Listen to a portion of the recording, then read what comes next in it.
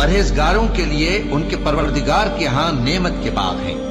کیا ہم فرمانبرداروں کو نافرمانوں کی طرح نعمتوں سے محروم کر دیں گے؟ تمہیں کیا ہو گیا ہے؟ کیسی تجویزیں کرتے ہو؟ کیا تمہارے پاس کوئی کتاب ہے جس میں یہ بات پڑھتے ہو کہ جو چیز تم پسند کرو گے وہ تم کو ضرور ملے گی؟ یا تم نے ہم سے قسمیں لے رکھی ہیں جو قیامت کے دن تک چلی جائیں گی کہ جو کچھ تم طے کر لو گے وہ تمہارا ہوگا؟ ان سے پوچھو کہ ان میں سے کون اس کا ذمہ لیتا ہے؟ کیا اس قول میں ان کے کچھ شریک ہیں؟